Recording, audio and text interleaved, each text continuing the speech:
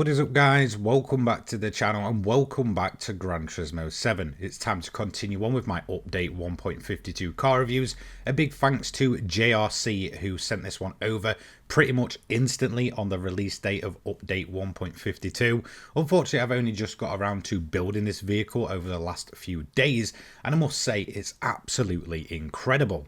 The build itself includes a GT500 engine swap inside a little JDM rocket ship, turning it into an absolute track monster around the likes of Tokyo Expressway. So let's begin with the car itself. This is the Toyota 86 GRMN from 2016. It sits with a base PP rating of 475.46, a displacement of 1998cc, an FR drivetrain, and only 214 brake horsepower. Weighing 1220 kilograms and naturally aspirated, those figures are about to go through the roof when we go ahead and stick in a GT500 engine. The livery I'm using for this build is made by Aero, so feel free to head over and give him some love. It sticks with the GT500 theme we have going on here. It's a remake of the Castrol livery, of course very iconic to Super GT and JGTC. Now, of course, in terms of the car itself, we will be using the wide body modification as well as the engine swap modification as well, which gives you the ability to swap in the GT500 engine. In terms of the wheels, we are going to be running the 18-inch wheels, not the 19s. In terms of the whips, it's going to be set to wide, and of course the offset once again is wide. Heading over into the Aero department if you are not wanting to use the livery, which will give you everything I'm already using. At the front, we are running a Type A front bumper. Then if we move over to the side skirts, you're going to see that we're using a Type B for this one. However, at the rear, there is no option to change this, so we're going to skip that entirely and head to the wing, which is a custom wing set, which is a medium and a Type 2 end plate.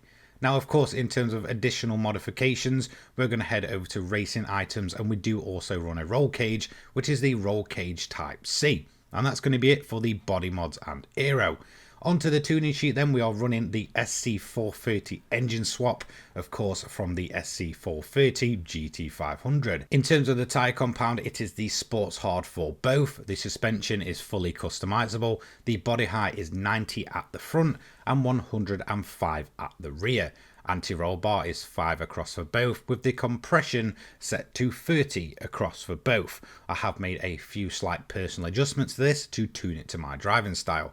Expansion is 45 for both, natural frequency is 290 front and 310 at the rear, with camber angle at 3.0 for both. Toe angle is 0 at the front and 0.15 inwards at the rear. Now the diff is what is actually going to cause this car to drop a lot of PP rating to get it to under 600. Torque is 30, acceleration 40 and braking is 25. Fully customizable racing transmission installed. We have the top speed set to 370 and the manual adjustments are as follows. The final is set to 4.033. The 6th gear is going to be set to 0.570-381. The 5th gear is going to be set to 0.682-305. The 4th gear is set to 0.867-240. The 3rd is at 1.144-182. 2nd is at 1.600-130. And finally, 1st is at 2.521-82. Then if we move on to the rest of the build, we can see that we've got the fully customizable ECU. We are not doing ballast and we are not reducing the power output. So leave that at default. Downforce at the front is 79 and at the rear is 300, just to try and keep this thing as stable as possible. Medium RPM turbocharger. Then as you can see for the rest of the parts, it's racing slotted discs, racing brake pads. We do have the brake control. I have this set to 1 towards the rear. Then as you can see up here, the clutch and flywheel once again is racing, carbon propeller shaft, weight reduction at stage 1 and increased body rigidity. And that is it for the tuning sheet. This should give you a rating of under 600 pp. So next up, let's look at the events themselves. So of course, this car is a 600 pp build made for one specific event. Whilst it will work for the majority of the others, the rest of them really don't pay that well. So what you're looking for is the World Touring Car 600, and you're actually going to look for this Tokyo Expressway event right here. It's on the east clockwise layout. It's going to be the 12 lap race with a maximum reward of 550,000 credits. Once in there, you're just going to go ahead and click on it, and this is going to be the event that we're going to be using to, of course, grind out as much money as possible. As you can see, 550k with the 50% bonus will take you upwards of 825k. A few more tips I do have is leaving the game on the hardest difficulty. This will reduce the amount of traffic and reduce the risk in losing the clean race bonus.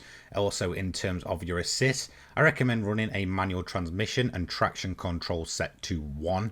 Now, in terms of the rest of the assists, just leave this as default. However, counter steering assistance, I would recommend having on weak. This car can be a bit of a handful, especially in the wet conditions very early on. You can always turn them off as you go through. So in terms of the build itself, like I mentioned, I was sent this pretty much hours into 1.52 coming to the game, and it's absolutely incredible. It did take me a while to get around to actually doing it, so I do apologise, but all credit goes to JCR, who sent me this over, like I said, within a couple of hours. Now, of course, it is engine swapped, so it is best that you're at level 50 for the extreme tuning parts, so you can go ahead and just purchase the engine swap and not rely on RNG. It's an extremely quick car, putting over 800 brake horsepower out. Now, of course, since we're putting over 800 brake through a sports hard compound of tyres, I definitely wouldn't say it's that beginner friendly, so I would certainly look elsewhere if you're looking for something that is super simple to drive. It can be incredibly sketchy, but it's certainly very rewarding. It does seem like the massive drop in performance point rating actually comes from the differential itself. Once I put the fully customizable diff on, I dropped around about 70 to 80 pp just by doing that, allowing a 600 build. So in terms of the strategy, it is super simple to run. I do recommend once you get started, leave the car at fuel mix 1. Use as much slipstream as possible and just rocket yourself all the way into first place. You are of course then going to use a wall riding technique to slingshot around and just get clear. However, once you approach the end of the main start straight, I do recommend running fuel mix 6 on the rest of the track, at least for a couple of opening laps. That is because the conditions are super sketchy and you want to just reduce the amount of wheel spin that is going on. In these conditions, the car is going to constantly try and over rev and spin up those rear tyres, so just be aware of that. So as you can see, the next place you want to watch out for, apart from not hitting the AI at all, is definitely going to be this final hairpin. If you hit the cones at the back or over launch past that white line at the back, you will lose that clean race bonus. Those are the only two prerequisites for actually losing it. The rest of it, you can wall ride and really just do what you want. However, once you get back on the main straight, turn the engine up to 1 and then rinse and repeat by turning it back down again.